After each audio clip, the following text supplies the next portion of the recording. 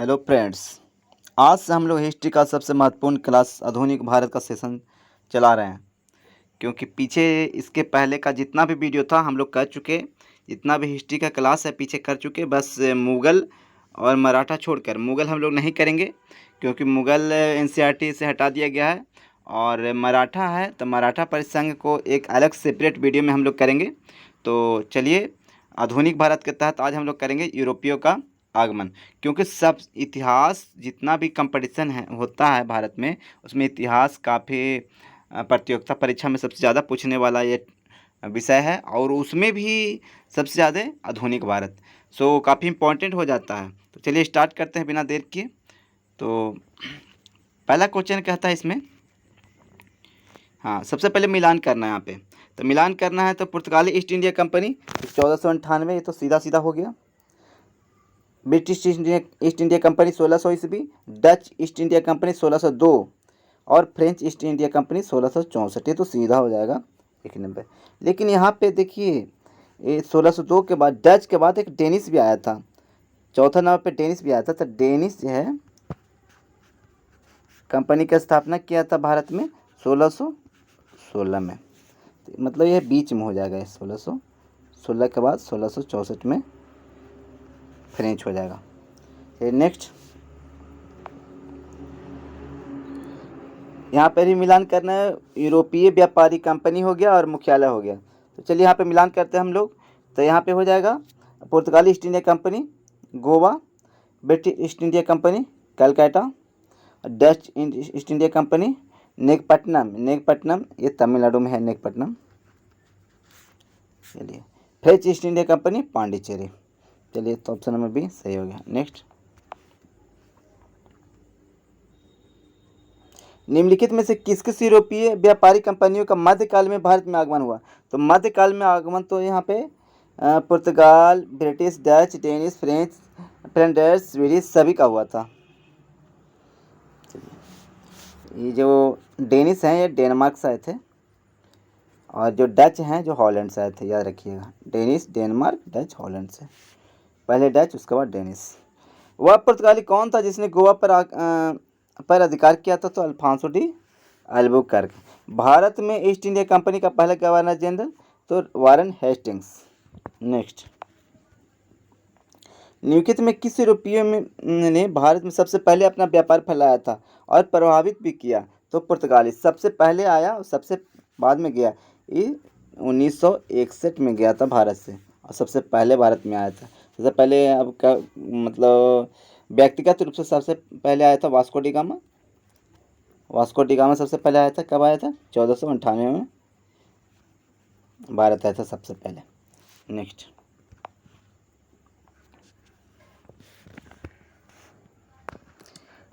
वर्ष 1498 में Vasco D gamma Bharat कहाँ उतरा था? तो कालीकट, केरल का एक बंदरगाह कालीकट पे उतरा था। वास्को डी गामा कहाँ का रहने वाला था? तो पुर्तगाल का रहने वाला था।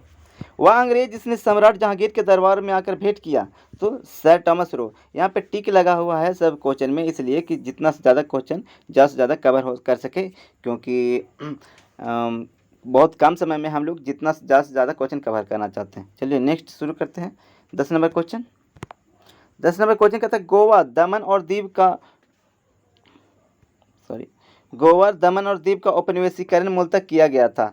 तो पुर्तगाली द्वारा किया गया था। गोवा का, दमन और दीव का उपनिवेशीकरण किया गया था पुर्तगालियों द्वारा। अल्बुकर्क ने गोवा को 1510 ईस्वी में किससे छीना था? तो बीजापुर के सुल्तान से छीना था गोवा को। कौन छीना था? तो अल्बुकर्क, अल्फांसो द अल्बुकर्क इसका पूरा नाम है अल्बुकर्क का।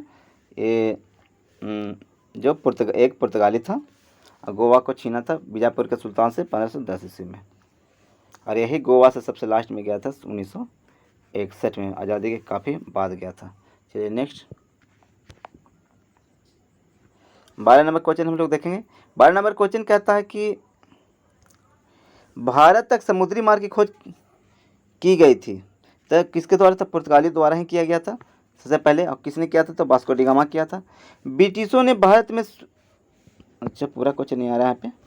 हाँ, ब्रिटिशों ने भारत में सूरत में अपनी पहली फैक्ट्री स्थापित करने की अनुमति निम्नलिखित में से किससे प्राप्त की थी? तो जहांगीर से प्राप्त की थी। भारत के समुद्री मार्ग की खोज किसने? तो वास्को डी गामा किया था। तृतीय कर्नाटक युद्ध मतलब एंग्लो फ्रेंच मतलब अंग्रेज और फ्रेंच के बीच हुआ था, जो एक संघर्ष हुआ था किस तो पेरिस के संधि के बाद ही समाप्त हो गया था। पेरिस के संधि के बाद तृतीय कर्नाटक युद्ध समाप्त हो गया था, जो अंग्रेज और फ्रांस के बीच लड़ा गया था। नेक्स्ट, पुर्तगाली व्यापारी कंपनियों के भारत आगमन का प्रमुख उद्देश्य था। क्या उद्देश्य था? तो काली मिर्च व अन्य मसालों के व्यापार पर एकाधिकार प्राप्त करना था पुर्तगालियों का। यही उद्देश्य था पुर्तगाली का कि काली मिर्च और अन्य मसाला पे हमारा एकाधिकार हो, इसके व्यापार पे। जब 17 मई 1498 में वास्को डी गामा कालीकट उतरा तो उसका स्वागत कौन किया था? तो कालीकट के राजा जमोरिन थे। कोझिकोड, वर्तमान में कोझिकोड इसका नाम है। यहाँ के राजा थे जमोरिन, ही स्वागत किए थे वास्को डी गामा का। पुर्तगालियों ने भारत में सर्वप्रथम कहाँ फैक्ट्री स्थापित किया? तो कालीकट में किया था। नेक्स्ट, कह रहा 1717 ईस्वी में निम्नलिखित में से कौन से मुगल सम्राट ने अंग्रेजों की ईस्ट इंडिया कंपनी को भारत में व्यापार पर विशेषाधिकार प्रदान करने का फरमान जारी किया? मतलब कि 1707 ईस्वी में क्या हुआ था कि जो फर्रुखसियर था, देखिए फर्रुखसियर आंसर हो जाएगा। फर्रुखसियर था जो 1707 ईस्वी में जो अंग्रेज का जो ईस्ट इंडिया कंपनी था उसमें भारत में व्यापार करने का एक विशेषाधिकार प्रदान किया था। कौन सबसे पहले? फर्रुखसियर। उस समय फर्रुखसियर कहाँ था? तो पटना में था। ब्रिटिश के साथ बेसिन की संधि निम्नलिखित पेशवाओं में से किसने किया? तो बाजीराव द्वितीय ने किया था बेसिन की संधि ब्रिटिश के साथ। ईस्ट इंडिया कंपनी के नेतृत्व में रॉबर्ट क्लाइव का उत्तराधिकारी निम्नलिखित में से कौन था? तो वारेन हेस्टिंग्स था। नेक्स्ट, किस पुर्तगाली गवर्नर ने नीले पानी की नीति अपनाई? तो Francisco de Almeida. Francisco de Almeida, यही ब्लू वाटर पॉलिसी मतलब नीले पानी की नीति अपनाया था फ्रांसिस्को दी अल्मेडा, याद रखिएगा। किसे भारत में पुर्तगाली साम्राज्य का वास्तविक संस्थापक कहा जाता है? तो अल्फांसो डी अल्बुकर्क को। भारत में पुर्तगाली साम्राज्य का वास्तविक संस्थापक अल्फांसो दी अल्बुकर्क। अच्छा, और blue water policy Francisco de Almeida. Next, Albuquerque ने बीजापुर के किस सुल्तान से गोवा छीन लिया था? तो यूसुफ आदिल शाह से अल्बुकर्क गोवा को छीन लिया था। अच्छा, अल्बुकर्क ने यूसुफ आदिल शाह से गोवा को छीन लिया था। अच्छा, पुर्तगाली उपनिवेश का प्रथम गवर्नर भारत में कौन हुआ? तो पुर्तगाली उपनिवेश का प्रथम गवर्नर हुआ फ्रांसिस्को दी अल्मेडा। उसके बाद आया था अल्फांसो द अल्बुकर्क। नेक्स्ट, निम्नलिखित में से किस अंग्रेज ने पुर्तगालियों को सौली या स्वाली के स्थान पर हराया था?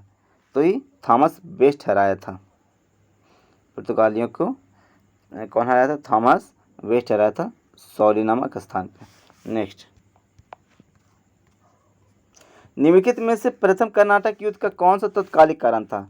तो अंग्रेजों द्वारा फ्रांसीसी जहाज़ों का जो अधिग्रहण कर लिया गया था, तो यही एक तत्कालिक कारण बना था अंग्रेज और फ्रांसीसी के बीच युद्ध का। किसे जहांगीर ने खान की उपाधि से सम्मानित किया था? तो हॉकिंस को जहांगीर खान की उपाधि से सम्मानित किया था। जब इसके दरबार में, जहांगीर के दरबार में हॉकिंस पहुंचा था तो काफ़ी खातिरदारी हुआ और ये भी काफ़ी चीज़ें लाया था इसको खुश करने, जहांगीर को खुश करने के लिए, और उर्दू में भी बात किया था, इसके लैंग्वेज में भी बात किया था, इसलिए खान की उपाधि दिया गया था इसको, हॉकिंस को, जहांगीर द्वारा।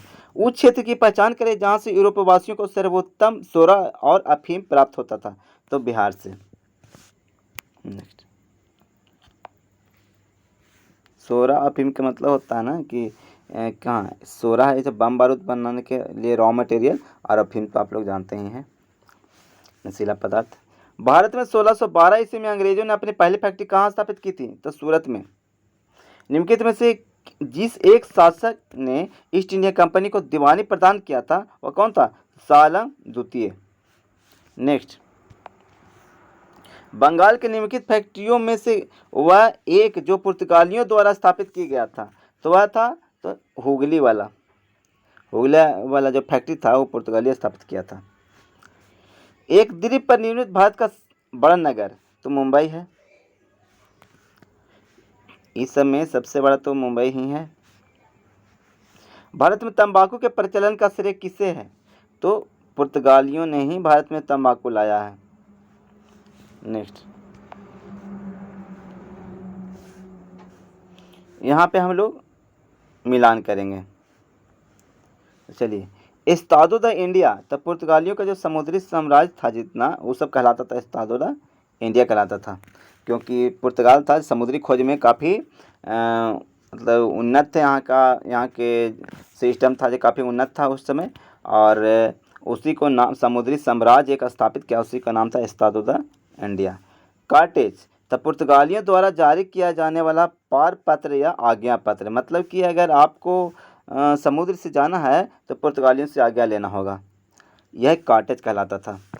अच्छा, इक्विजिशन क्या होता था? पुर्तगालियों द्वारा स्थापित धार्मिक न्यायाधिकरण को इक्विजिशन कहा जाता था। अच्छा, और पोर्टो ग्रांडे मतलब महान बंदरगाह, तो पुर्तगालियों द्वारा चिटगांव को दी गई संज्ञा, मतलब पुर्तगालियों द्वारा चिटगांव जो था एक बंदरगाह था चिटगांव में, उसी को पोर्टो ग्रांडे नाम दिया, मतलब महान बंदरगाह कहा था। ये कौन? पुर्तगाली लोग कहा था, चिटगांव के बंदरगाह को महान बंदरगाह कहा था। नेक्स्ट, 18वीं सदी में भारत में लड़े गए युद्धों को निम्नलिखित में से सही कालानुक्रम कौन सा है? तो सबसे पहले अंबर युद्ध, फिर प्लासी युद्ध, वाणिवास युद्ध, फिर बक्सर युद्ध। कब? 1761 में। नेक्स्ट,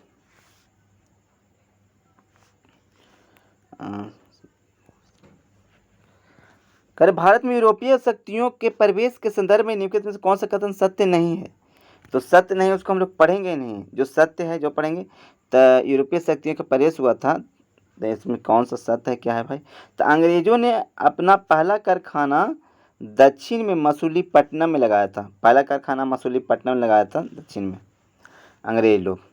पूर्वी भारत में अंग्रेजी कंपनी 1633 में उड़ीसा में पहला कारखाना लगाया था। डुप्ले के नेतृत्व में फ्रांसीसियों ने 1746 में फ्रांस पर कब्जा कर लिया था। ये सब सही है, इसलिए सही वाला किसी पढ़ेंगे, गलती वाला काम पढ़ेंगे ही नहीं। नेक्स्ट,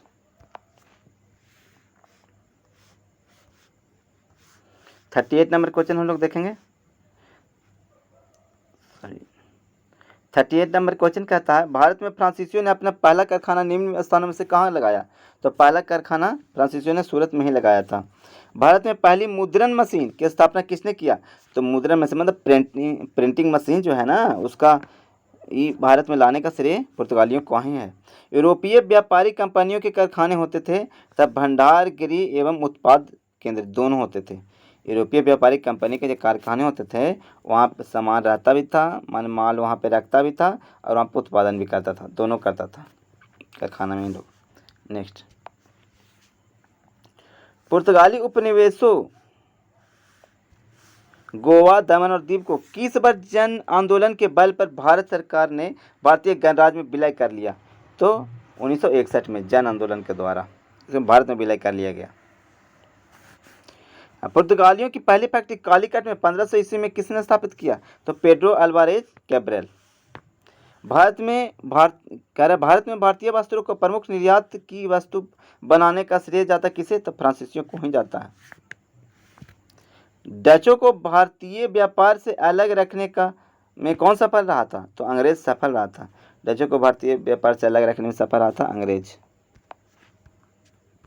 वह कौन सा निर्णायक युद्ध था जिसमें अंग्रेजों ने डचों को हरा दिया, जिस कारण डचों का भारत में चुनौती एकदम खत्म हो गया था?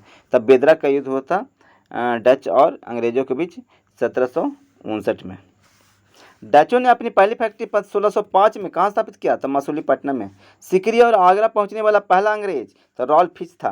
ब्रिटिश इंडिया कंपनी का गठन किया तो मर्चेंट एडवेंचर्स मतलब साहसिक व्यापारी है, यहाँ पे इसका हिंदी होता है। तो इसके नाम से जाने जाने वाला लंदन के कुछ व्यापारी समूह था। तो लंदन का कुछ व्यापारियों का समूह था, वो कहलाता था, उसका नाम पड़ा था मर्चेंट एडवेंचर्स। वही सब मिल के east India company, British East India company बनाया था। मतलब जैसे ब्रिटिश मतलब ब्रिटेन मतलब यूरोप में यहाँ पे है, तो इंडिया यहाँ पे है, मतलब इसके पूरब में हुआ इंडिया हुआ, जो इंग्लैंड के पूरब में हुआ।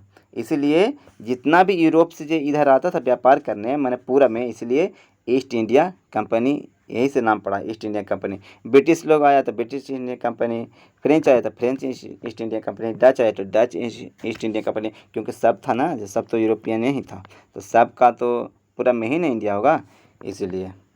चलिए तो नेक्स्ट हम लोग आगे बढ़ते हैं। 49 नंबर कह रहा 31 दिसंबर 1600 को किसने एक रॉयल चार्टर मतलब राजकीय अधिकार पत्र जारी कर ब्रिटिश ईस्ट इंडिया कंपनी को पूर्वी देशों के साथ व्यापार करने का एकमात्र अधिकार दिया? तो रानी एलिजाबेथ दिया था, रानी एलिजाबेथ नहीं दिया। और ये जो अधिकार दी, इसके द्वारा भारत में ब्रिटिश ईस्ट इंडिया कंपनी यहाँ पे व्यापार करने आई। कह रहा ब्रिटिश ईस्ट इंडिया कंपनी का प्रथम गवर्नर था Thomas Smythe. Captain William Hawkins किस जहाज से भारत पहुंचा था? तो हेक्टर नामक जहाज से पहुंचा था। कैप्टन हॉकिंस जो था भारत पहुंचा था हेक्टर नामक जहाज से। नेक्स्ट, किस मुगल बादशाह ने 6 फरवरी 1613 को एक फरमान जारी कर अंग्रेजों को सूरत में एक अस्थायी कोठी खोलने की अनुमति दे दी थी? तो जहांगीर ने दिया था। सुनहरा फरमान कहलाया। कौन इंग्लैंड के सम्राट जेम्स प्रथम का राजदूत बनकर 1605 ईस्वी में मुगल बादशाह जहांगीर के दरबार में अजमेर पहुंचा? तो सर थॉमस रो पहुंचा था।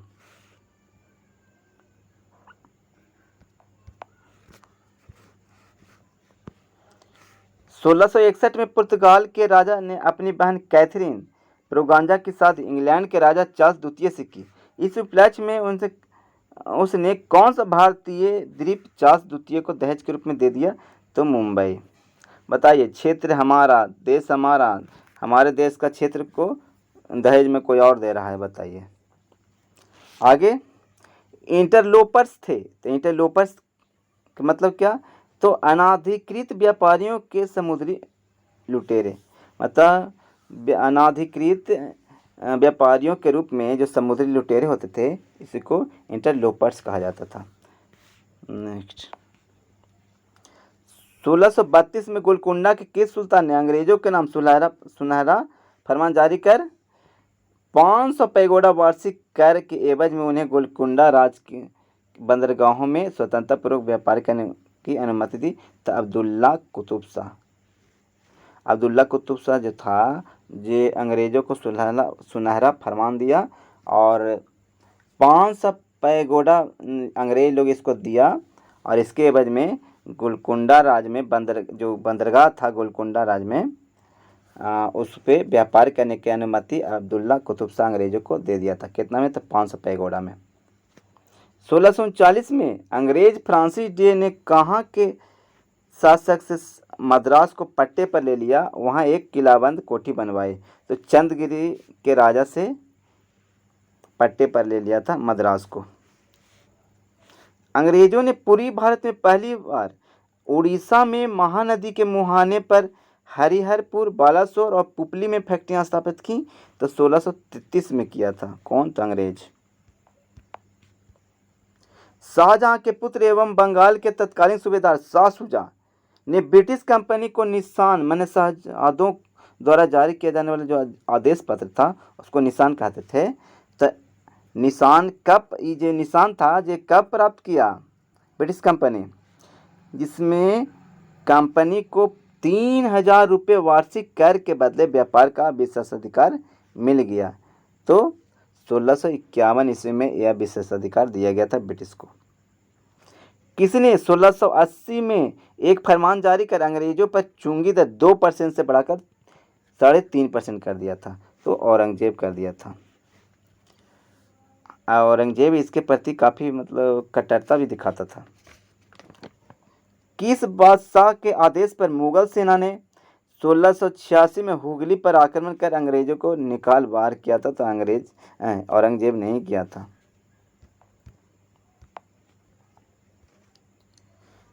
किस मुगल बादशाह ने अंग्रेजों से 1.5 लाख रुपए मुआवजा के तौर पर वसूल किए? तो औरंगजेब ने ही वसूल किया था। और कह रहा अंग्रेजों को सुतानाती, कालिकाता, गोविंदपुर नामक 3 गांव जमींदारी खरीदने की अनुमति 3 गांवों की जमींदारी खरीदने की अनुमति देने वाला बंगाल का मुगल सूबेदार कौन था? तो अजीम उन शान। अजीम उन शान क्या था, जो अंग्रेजों को सुल्तानाती, कालिकाता और गोविंदपुर, ये तीनों की जमींदारी सौंप दिया था अंग्रेजों को। अजीम उन शान। नेक्स्ट, अंग्रेजों ने सुल्तानाती, कालिकाता, गोविंदपुर की जमींदारी कितने में खरीदा था? तो 1200 रुपये में। भारत में ब्रिटिश उपनिवेशवाद के दौरान नए शहरों का प्रादुर्भाव हुआ। कलकत्ता, जो अब कोलकाता है, वो प्रथम शहरों में से एक था। निम्नलिखित में से कौन उससे गांव से मिलकर कलकत्ता शहर बना था? तो वही 3 को जो पट्टा पर लिया था, किस गांव से, किसे? तो सुल्तानाती, कालिकाता और गोविंदपुर, ये तीनों को मिलाकर कलकत्ता शहर को बनाया गया था। सुल्तानाती, कालिकाता और गोविंदपुर अजीम उन शान द्वारा दिया गया था। चलिए आगे।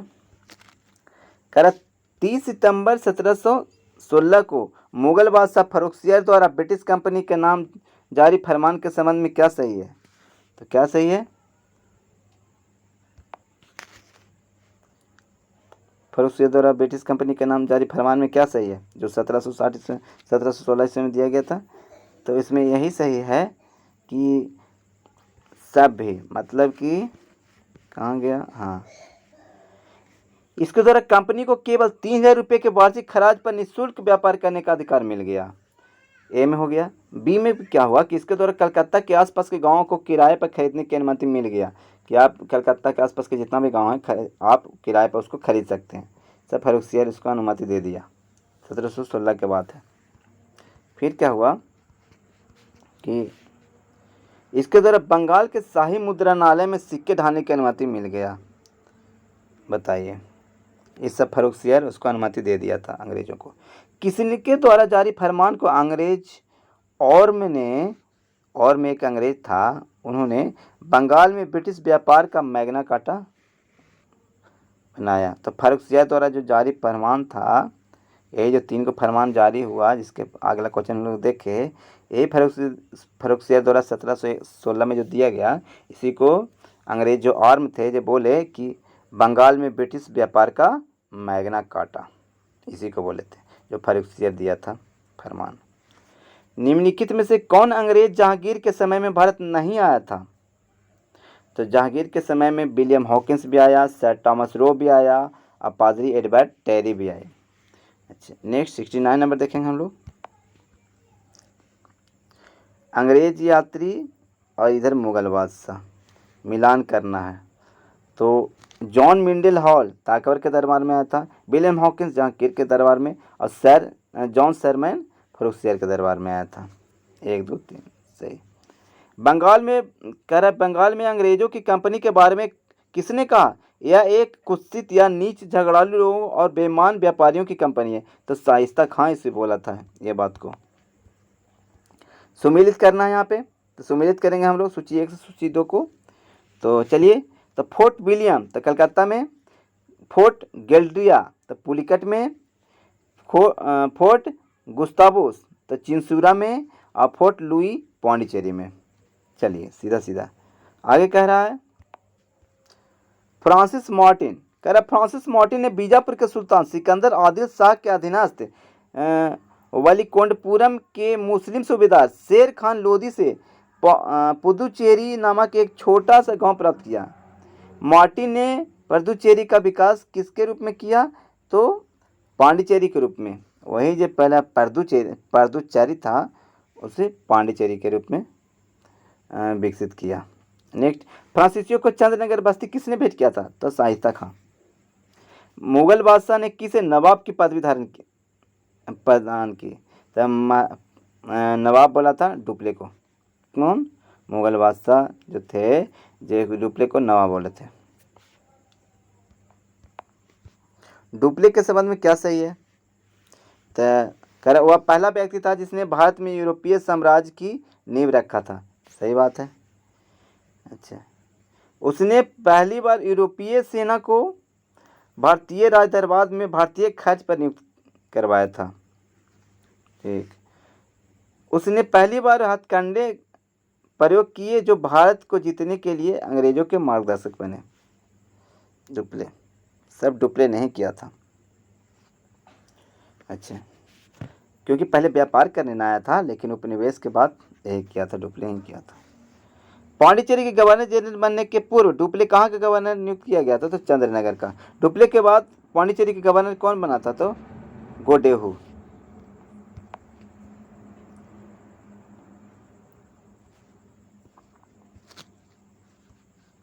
फ्रांसीसियों के पतन का क्या कारण था? तो फ्रांसीसियों के पतन का सबसे बड़ा कारण यहाँ पे 3 दिया हुआ है। अंग्रेजों के नौसैनिक श्रेष्ठ थे अंग्रेज। अब भारत व भारत के बाहर अंग्रेजों से व्यापारिक प्रतिबंधिता था फ्रांसीसियों का, यही उसका पतन का कारण बना था। एक और था कुछ, फ्रांसीसी सरकार के समर्थन का अभाव था।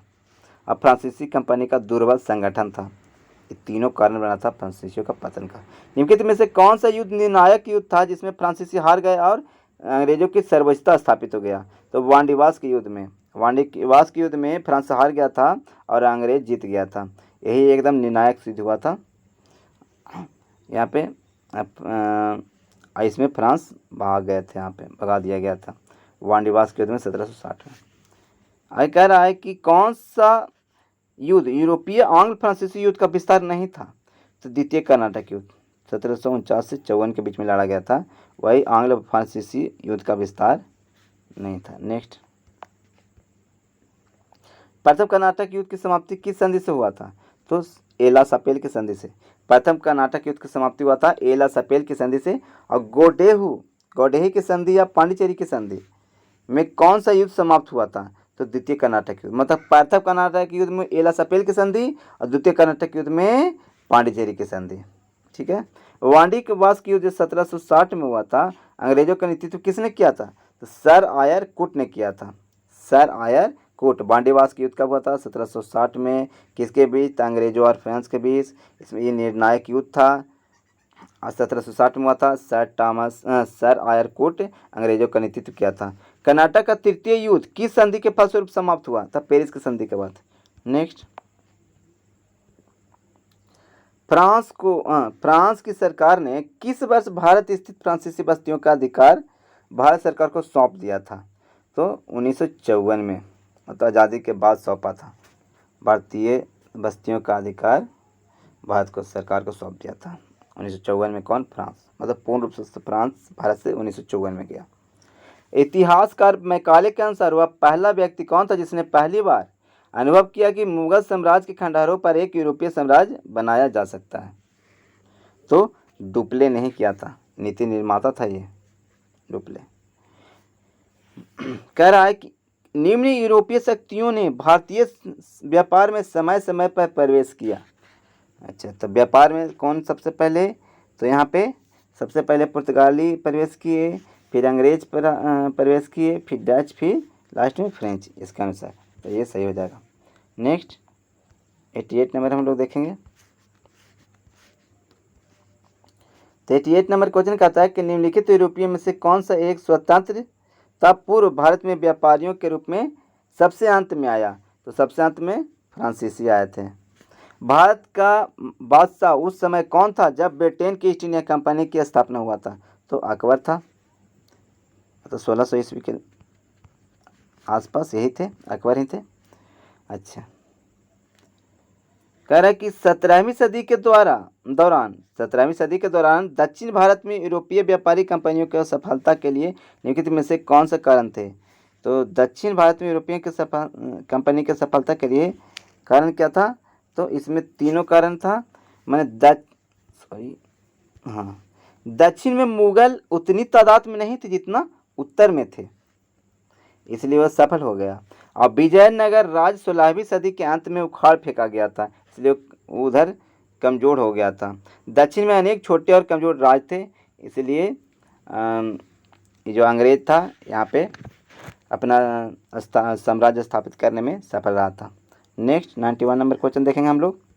कह रहा है कि 15 अगस्त 1947 के बाद भी भारत का कौन सा भाग पुर्तगाल के अधीन बना रहा था? तो गोवा ही बना रहा था। 1961 में पुर्तगाल यहाँ से भगाया गया था इसको जनमत संग्रह करके। पुर्तगाली वर्तमान पांडिचेरी के संदर्भ में निम्नलिखित कथनों पर विचार कीजिए। अच्छा, तो पांडिचेरी कह रहा है कि इसमें कौन सा कथन सही है, तो पांडिचेरी पर कब्जा करने वाली पहली यूरोपीय शक्ति फ्रांसीसी था। मैंने पांडिचेरी पर सबसे पहले कब्जा कौन किया था, तो फ्रांसीसी किया था, यही सही है, बाकी सब गलत है। लंदन में ब्रिटिश ईस्ट इंडिया कंपनी के गठन के समय भारत का निम्नलिखित में से कौन सा बंदरगाह था, बादशाह था, तो भारत का बादशाह था अकबर, जिस समय लंदन में ईस्ट इंडिया कंपनी का गठन हो रहा था। नेक्स्ट, वांडीवास के युद्ध में जो 1760 में लड़ा गया, इसमें ब्रिटिश ने फ्रेंच को हराया था, सही है। निर्णायक यहाँ पे सिद्ध हुआ था फ्रांस के लिए। आगे बढ़ेंगे हम लोग, तब विविध देखेंगे, मध्यकालीन भारत का विविध, तो 23 इसको खत्म करेंगे हम लोग। चलिए, तो कह रहे कि निम्नलिखित में से कौन सुमेलित है, सुमेलित कौन है, तो खजुराहो का मंदिर चंदेल शासकों द्वारा बनाया गया था। ठीक है, यह सही है, बाकी सब गलत है। बड़ा इमाम बाड़ा कहाँ स्थित है, तो लखनऊ में स्थित है। नेक्स्ट, 3 नंबर कह रहा है किस राजपूत शासक ने जीच मोहम्मद शाही नामक आंकड़ों का समूह बनाया जिससे लोग खगोल संबंधी अवलोकन कर सके, तो सवाई राजा जय सिंह नहीं बनवाया था। और वहाँ एक जंतर मंतर भी बनवाया था सवाई राजा जय सिंह। अच्छा, हवा महल कहाँ स्थित है, तो हवा महल जयपुर में स्थित है, पिंक सिटी भी जयपुर को कहा जाता है। नेक्स्ट, प्रसिद्ध चेतक घोड़ा किससे संबंधित है, तो चेतक घोड़ा महाराणा प्रताप से संबंधित है। निम्नलिखित युद्ध भूमियों को उनके राज्यों के साथ जोड़ी बनाइए। तो चलिए, तो हल्दी घाटी कहाँ, तो राजस्थान में है, पानीपत तो हरियाणा में है ही, बक्सर बिहार में है, और प्लासी तो पश्चिम बंगाल में है। चलिए आगे हम लोग बढ़ेंगे। निम्नलिखित कथनों में से कौन सा कथन 8वीं सदी के संत शंकराचार्य के बारे में सही नहीं है, तो शंकराचार्य के बारे में क्या सही है जो हम लोग सिद्ध करेंगे, तो मतलब सी सही नहीं है, तो इसको हम लोग पढ़ेंगे ही नहीं। तो क्या सही है भाई, तो उन्होंने भारत के विभिन्न क्षेत्रों में 4 धाम स्थापित किए। कौन, शंकराचार्य भारत के विभिन्न क्षेत्रों में 4 धाम स्थापित किए। उन्होंने बौद्ध धर्म और जैन धर्म के विस्तार पर रोक लगा दिया था, क्योंकि जो ये थे शंकराचार्य हिंदू धर्म से संबंधित थे। उन्होंने वेदांत का प्रसार भी किया था। चलिए नेक्स्ट,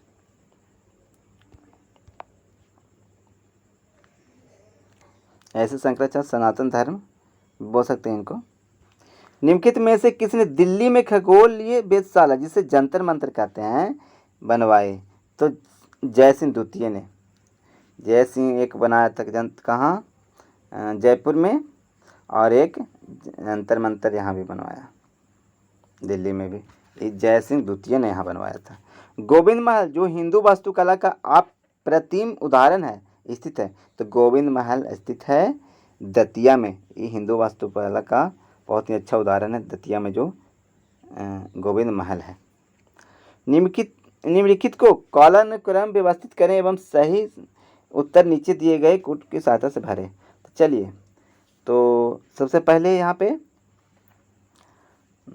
हो जाएगा पद्मिनी, फिर दुर्गावती, फिर ताराबाई, लास्ट में अहिल्याबाई। चलिए नेक्स्ट हम लोग चलेंगे। यहाँ पर भी स्थान और स्मारक मिलान करना है, तो स्थान और स्मारक हम लोग मिलान करेंगे। तो एलिफेंटा के तो गुफा है। चलिए आगे है सरवन बेलगोला, तो सरवन बेलगोला में तो जो मूर्ति है ये प्रसिद्ध है। चलिए आगे कह रहा है कि खजुराहो, तो खजुराहो के स्तूप, खजुराहो के मंदिर है ना, खजुराहो के मंदिर और सांची के स्तूप में हो गया। चलिए हो गया, आगे बढ़ेंगे हम लोग। निम्नलिखित में से कौन बीज गणित के क्षेत्र में अपने योगदान के लिए विशेष रूप से जाना जाता है, तो भास्कर को बीज गणित के क्षेत्र में योगदान के लिए विख्यात थे भास्कर।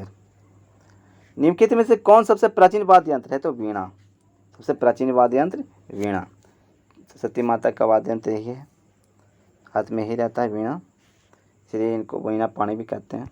नेक्स्ट 14 नंबर कह रहा है 4 बाहरी आक्रमणों को कालानुक्रम व्यवस्थित करें एवं नीचे दिए गए कूट से सही उत्तर ढूंढे। तो यहाँ पे हो जाएगा, सबसे पहले अगर कालानुक्रम की बात किया जाए तो सबसे पहले चंगेज खान, उसके बाद तैमूरलंग, चंगेज खान उसके बाद तैमूरलंग, दोनों खुंखार ही था। अच्छा, और ये जो था ना, ये मुंडी नर मुंड से पहाड़ बनाता था, मतलब कि काफ़ी एक जगह काफ़ी नर मुंड जमा करके उस पर बैठता था, अपना गद्दी बनाता था। चंगेज खान इतना खूंखार था। चलिए, यानी पहला कौन, तो चंगेज खान, फिर तैमूर लंग, फिर नादिर शाह, फिर अहमद शाह अब्दाली। इसका कालानुक्रम हो गया, मतलब ये आंसर सी। नेक्स्ट 15 नंबर देखेंगे हम लोग। तब 15 नंबर क्वेश्चन कहता है कि कौन से बृहद मंदिर में के प्रारंभिक अभिकल्पनाओं तथा निर्माण सूर्यवर्मन द्वितीय के राजकाल के दौरान हुआ? तो अंकोर वाट मंदिर इस सूर्यवर्मन द्वितीय के राजकाल में हुआ था, अंकोर वाट मंदिर का निर्माण। चलिए, सूची 1 से सूची 2 को मिलान करना है, तो मिलान करेंगे हम लोग। तो मिलान कीजिए। तो सबसे पहले शिशुपालगढ़, तो शिशुपालगढ़ कहाँ, तो उड़ीसा में। अच्छा, उसके बाद हो गया पिपरावा, तो पिपरावा हो गया यूपी वाला। अच्छा, ये हो गया फिर गोलपाड़ा असम वाला, और विष्णुपुर मणिपुर वाला। नेक्स्ट, निम्नलिखित कथनों पर विचार करना है यहाँ पर भी। तो दक्षिण भारत के क्वाचु शासक बौद्ध मत के विरोधी थे, तो हाँ, बौद्ध मत के तो ये विरोधी थे दक्षिण भारत के क्वाचु शासक। पूर्वी भारत के पाल शासक बौद्ध मत के समर्थक थे, तो हाँ, पूर्वी भारत के पाल शासक थे, बौद्ध मत के समर्थक थे, तो दोनों सही है, यहाँ पे हो जाएगा नंबर सी। निम्नलिखित कथनों पर विचार करना है, तो चलिए देखते हैं हम लोग। हाँ, हिंदू देवी देवताओं तथा मुस्लिम संतों के प्रशंसा में रचित गीतों का संग्रह किताब ए नौरस इब्राहिम आदिल शाह द्वारा लिखा गया। चलिए, आय कह रहा है कि भारत में कव्वाली के नाम से जाने जाने वाला संगीत शैली प्रारंभिक रूप का आरंभ जो अमीर खुसरो थे जे किए थे, तो सही।